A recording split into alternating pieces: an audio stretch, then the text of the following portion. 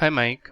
So I have created this payment against open balance of invoice, and this payment is applied.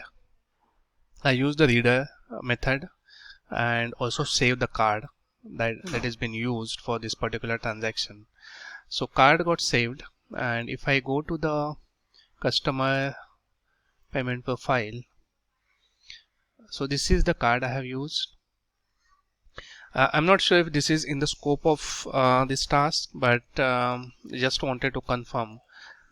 If I try to reuse this card for for any open payment,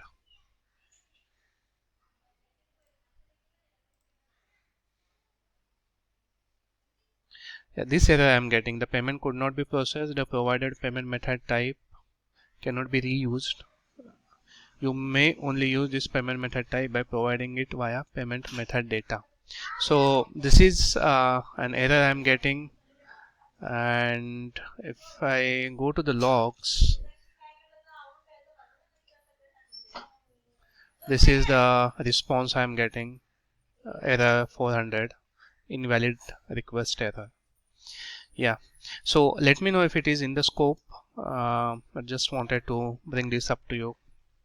Thank you.